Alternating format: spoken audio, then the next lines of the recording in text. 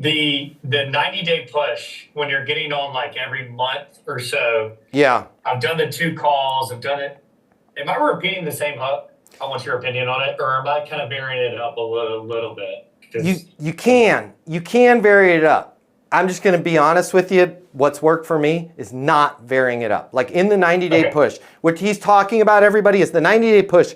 These are deals that it just kind of went dead, right? But he's going to call them once a month for 90 days or whatever your cadence is. I don't ever want you guys beating anybody in your pipeline to death. Here's why. That time is better spent finding other deals.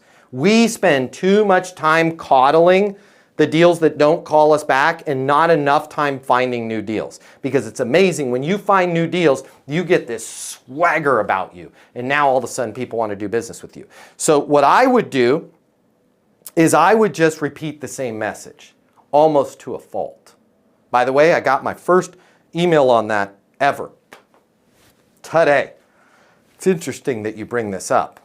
A person that worked at a company that I used to work at, I won't say the name of the company, ADP, he was at 60% of plan, and his goal was to get to 130, which I thought was a pretty darn good goal because I seem to know a thing or two about ADP because I'm the only person that was Rookie of the Year, President's Club, and Board of Directors, which was #1 person, all in the same year. And I do know this. I can't tell you anybody that worked there that was 60% of plan because ADP fires your ass if you're 60% of plan. You don't even make it to the next quarter. You get on a PIP and you're gone, right? So he decided to be a little snarky with me because I had sent him an email, hey, calling to see if it makes sense to get you access to Easton University so we can get you from that 60% to 130% of plan.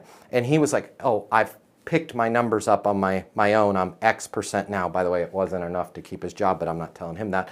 And he was like, you know, I did notice you've sent me the same email 3 times. Like, as a sales coach, shouldn't you change the message on the email?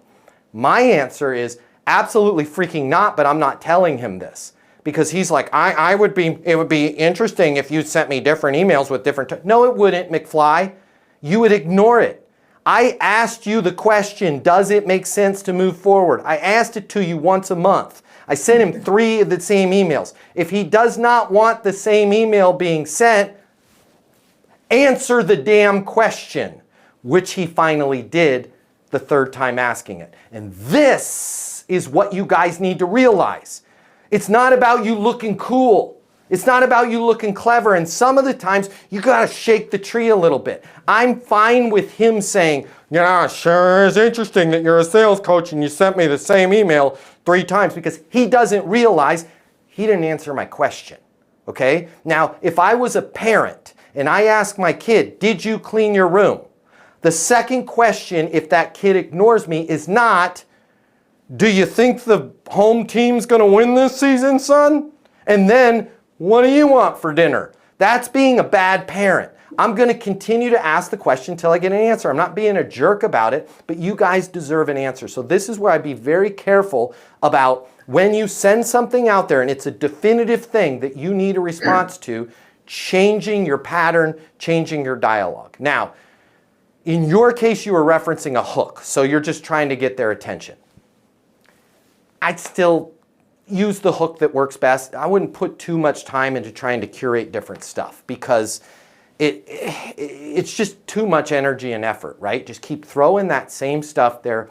If that hook's not working with everybody, change to a different hook, but you got to be on. You got to have a production that is simple, skillful, and effective that you can use with everybody. Because if we're sitting down in the morning and going, ooh, I don't know what to craft in this email to Jake, right? Like we're just putting too much time, energy, and effort in Jake because he's never going to buy in the first place probably. He's already ignored us for 60 days.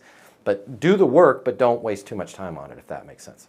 Hey, it's Matt Easton. If you like this video, you're going to love this. I'm going to teach you how to close right here, right now. I'm going to cover all the costs for you. We're going to get you the closing mini masterclass. I pick up all the costs. It's free to you. I'll cover the $299. Click the link in my bio. You're going to get access to the class. It's going to show you how to close anyone, anytime, without being pushy or manipulative. Your life is about to change. We're about to become best friends. Click the link in my bio. I'll cover the cost for you to learn how to close.